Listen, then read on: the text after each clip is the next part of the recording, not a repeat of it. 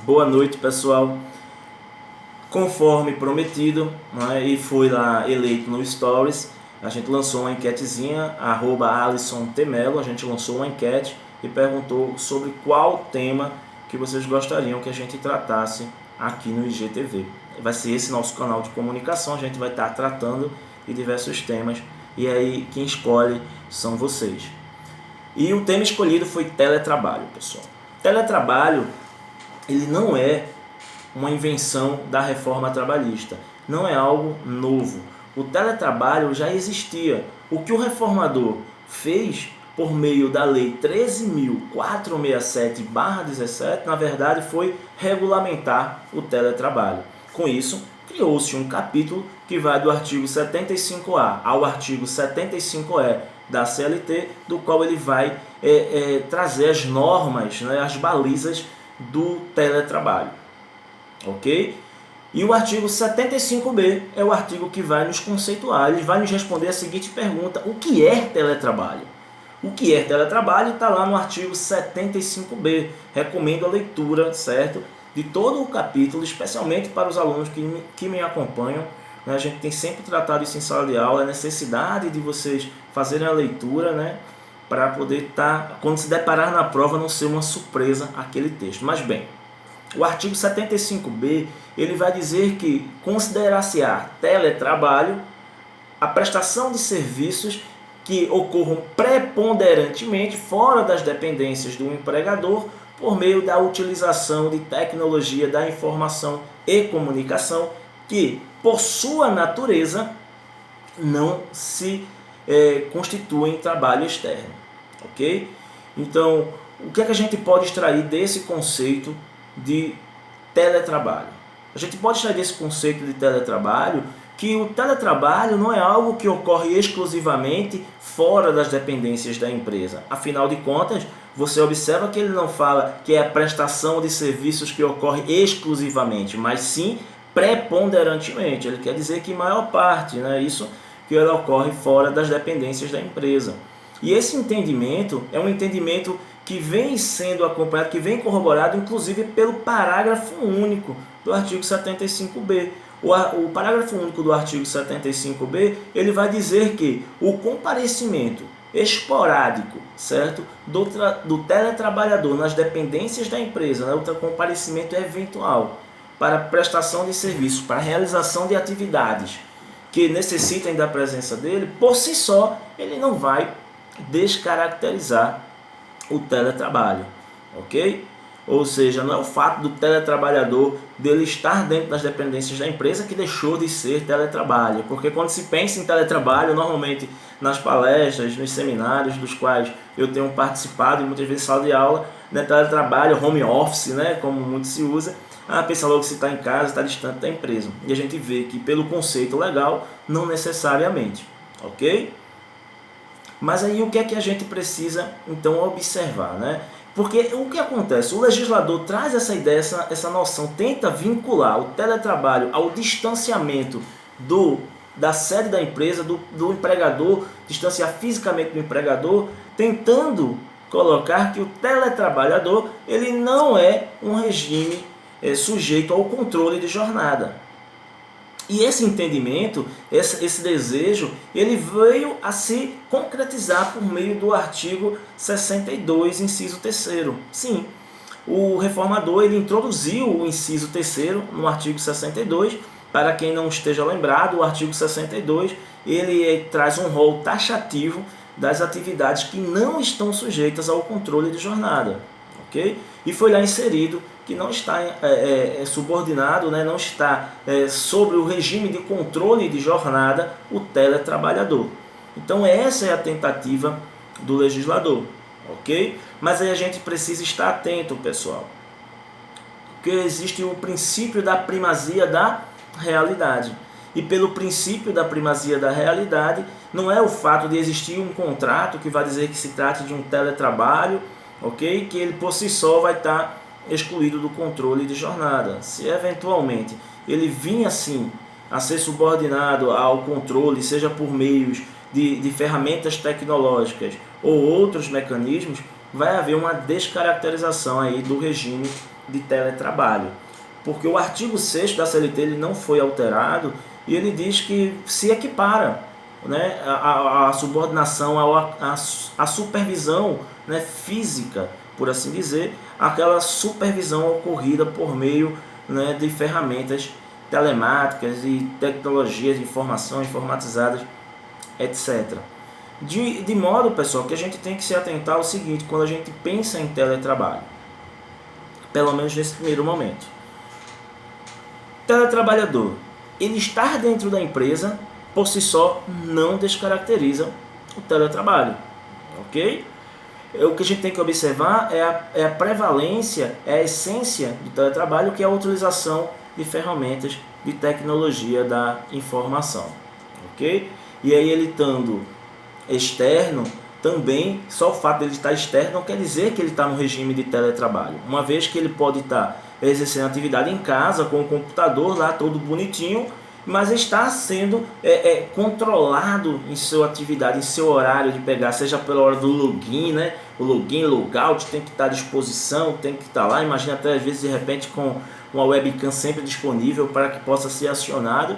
Então essa pessoa está sim sofrendo um controle de jornada, e sendo o teletrabalho um regime de trabalho incompatível com o controle de jornada, havendo este controle, não há de se falar em teletrabalho, ok? Vamos partir para outro ponto sobre teletrabalho. Um outro ponto interessante sobre teletrabalho, pessoal, é a questão da possibilidade de alteração desse regime de prestação de serviço. Uma vez que pode ser alterado do regime presencial para o regime de teletrabalho, não presencial, por assim dizer. Ok? E o inverso também é possível. Só que aí as regras, pessoal, elas são diversas, são disformes, não há unanimidade. O legislador, ele foi lá no artigo, salvo engano, no artigo 75C, ele foi e colocou lá no parágrafo 1º que a alteração do regime presencial para o regime de teletrabalho é necessário que exista o comum acordo entre patrão e empregado. Acordo esse que deve ser escrito, ok? Então, haverá um aditivo contratual, e esse aditivo contratual firmado por meio do comum acordo entre patrão e empregado autoriza a alterar o regime do presencial para o teletrabalho. Aí você pergunta, e do teletrabalho para o presencial, é possível também alterar? Sim, é possível também alterar. Só que aí, pessoal, o legislador optou por não exigir o comum acordo. O legislador optou por dizer que pode sim ocorrer essa alteração, ok? Do teletrabalho para o presencial por decisão unilateral do empregador. E para isso, basta que o empregador tenha introduzido no contrato, de forma a fazer constar no contrato a possibilidade dessa alteração, e que ele respeite um período de transição mínimo de 15 dias. Ok, pessoal? Mas aí vem a questão do conflito de normas. Ok? Tem um conflito de normas. Por que tem um conflito de normas? Porque essa alteração unilateral ela é vedada pelo artigo 468 da CLT, salvo engano, artigo 468, certo? Que ele vai dizer que é vedada as alterações unilaterais nos contratos individuais, ok? Bem como as alterações lesivas, né, que tragam prejuízos para o empregado, ainda que de comum acordo, certo? Há esse conflito. E como é que resolve esse conflito? Se você for advogado, e aí você vai ter que tomar algumas cautelas, especialmente se for advogado de empresa, que o recomendável é que vá procurar o sindicato e vá tentar fazer lá, porque o inciso 8º do artigo 611-A permite a negociação das condições do teletrabalho, inclusive das alterações contratuais. Então, para evitar o risco, o recomendável é isso. Quanto ao examinando, quanto a quem está prestando o exame de ordem e for tratar do assunto alteração do contrato de trabalho, o que é que ele tem que observar, pessoal? O que é que eu sempre tenho dito em sala de aula? Presta atenção no que está perguntando o examinador. Lê a questão, lê o enunciado com calma. Porque se o examinador ele vai lá e diz, conforme disposto no artigo 75C, parágrafo 2º, é possível alteração unilateral do contrato de trabalho, trazendo o teletrabalhador para o regime presencial, por ordem e escolha exclusivamente do empregador, essa afirmativa é verdadeira. Sim, é possível. Ele vai ter que ter... O que é que vai ser preciso? Constar isso no contrato, ok? E respeitar o período mínimo de 15 dias para essa transição. O que não é necessário quando for o inverso, né? Quando for do presencial para o teletrabalho, a necessidade de comum acordo. Tranquilo, pessoal? Se você está examinando, vai prestar o exame de ordem, então o ideal é que você leia com cautela e veja o que ele está perguntando. Porque se ele traz como análise dessa questão com base no dispõe o artigo 468 da CLT, aí é diferente. Porque o artigo 468 ele vai vedar essa alteração unilateral, né? E ainda diz que se for lesiva, ela será tida como nula, né? Passível de nulidade, as alterações lesivas ao trabalhador. Ou seja, é possível alterar o regime contratual no teletrabalho? Sim. A gente viu que tem dois momentos distintos do teletrabalho para o presencial, não é isso? Do teletrabalho para o presencial, basta o patrão assim desejar, desde que conste isso no contrato, ele respeita um período mínimo de 15 dias de transição. Mas aí é preciso ter aquelas cautelas, né, que a gente mencionou agora há pouco, para evitar desgastes no judiciário.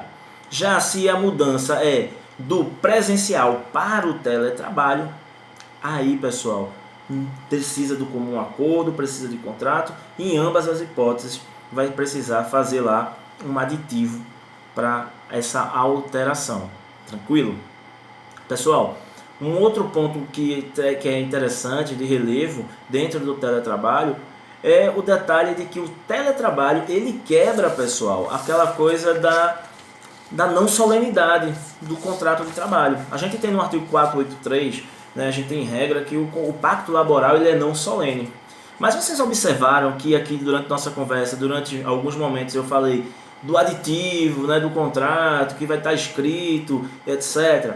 Ou seja, o teletrabalho ele tem que ser firmado por meio do contrato escrito, pessoal, ok? Isso não é uma opção. O artigo 443 da CLT ele vai trazer como regra, né, a não solenidade, mas aí é uma exceção, ok? O artigo 75C ele vai trazer essa ideia quando ele diz que os contratos de prestação de serviço no regime de teletrabalho deve constar expressamente, né, as atividades que serão prestadas. Esse expressamente entendam como escrito, ok? Até porque quando ele trata da alteração do regime contratual, ele fala em aditivo contratual, que já traz essa ideia de ser inscrito. Ok? E também essa ideia corroborada lá no artigo 75D, que é o artigo que fala sobre o ônus.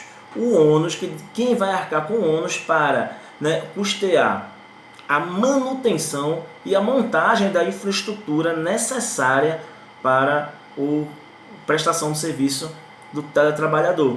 Ele vai dizer lá que isso vai ser regulado por meio de contrato escrito, ou seja, o teletrabalho ele tem que ser formalizado por meio de contrato escrito, ok? E também, pessoal, é interessante acerca do teletrabalho, já que a gente falou desse ônus, né, para custear essa estrutura e manutenção dessa estrutura, é trazer o artigo 75D. O artigo 75D, pessoal, ele vai tratar desse custeio. E o que é que ele determina? Ele determina que quem vai arcar com esse custo é quem estiver previsto no contrato. Ou seja, o legislador ele não tomou partido, ele não disse que seria um ônus do empregado, nem disse que seria um ônus do empregador. Ele disse que seria conforme previsto no contrato, ok? E esse contrato tem que ser escrito, ok? Mas o que é interessante acerca desse ponto? Tudo bem, O ônus vai ser de quem o contrato prevê, mas a gente tem em mente que vai ser o empregador. E aí o que o empregador destina para o custeio em termos de verba ou de equipamentos, vai integrar o salário? Não, pessoal.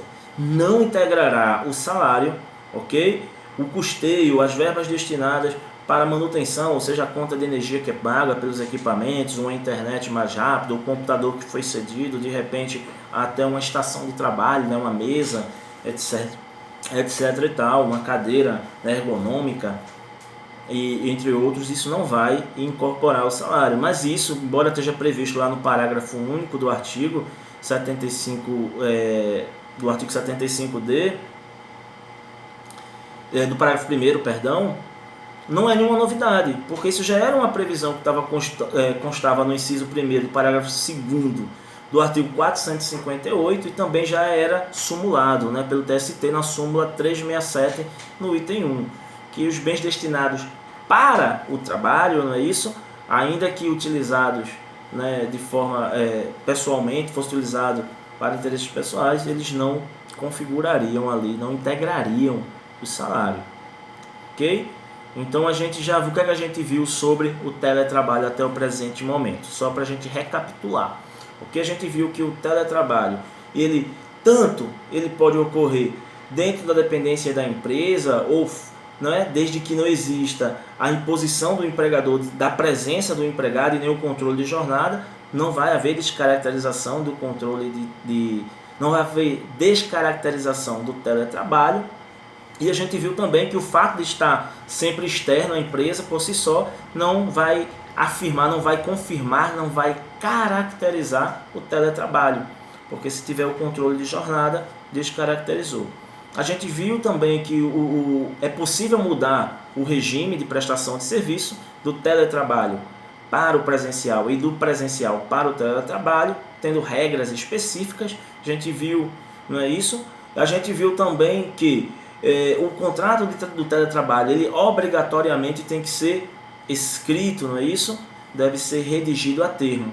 A gente viu também, pessoal, que no teletrabalho quem vai arcar com o ônus do custeio de montagem e manutenção da infraestrutura necessária para a prestação do teletrabalho, não é isso? A gente viu que é quem estiver previsto no contrato. Não é a lei que diz isso, mas o acordo entre as partes que vai determinar isso. E se for determinado que será o empregador que vai custear essa montagem e manutenção, fica já estabelecido por meio do parágrafo 1º do artigo 75D que isso não vai integrar o salário. Tranquilo, pessoal? O outro ponto que a gente vai tratar, só para a gente fazer um arremate e fechar aqui, é a questão da preocupação com a saúde do teletrabalhador.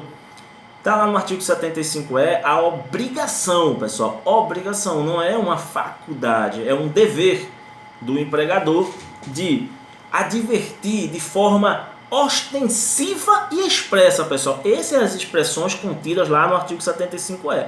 Deverá advertir de modo, né, deverá instruir de modo ostensivo e expresso o seu empregado, o teletrabalhador, acerca da adoção de precauções para evitar doenças e acidentes do trabalho. Isso é um dever do empregador, ok? Ele vai botar isso a termo depois que advertiu, que instruiu, que deu as devidas orientações, botar isso a termo e vai determinar o seguinte, que o empregador vai lá assinar um termo de responsabilidade, ok? Ele vai assinar um termo de responsabilidade se comprometendo a seguir aquelas instruções. Tranquilo? Pessoal, eu espero que eu tenha conseguido passar para vocês alguma coisa sobre teletrabalho. Caso fique alguma dúvida ou tenha necessidade, ou vocês sintam necessidade de sugestão, críticas, queiram lá contribuir para que a gente possa estar aperfeiçoando os próximos vídeos, vão lá, sigam lá, @AlissonTemelo, dê sugestões lá, a gente está aberto para isso, certo? Para a gente possa corrigir, ok? Eu espero que o vídeo tenha trazido informações que contribuam para o estudo de vocês, que contribuam para o exercício da atividade profissional, e a gente se coloca à disposição. Até mais, pessoal. Muito obrigado. Até o próximo vídeo.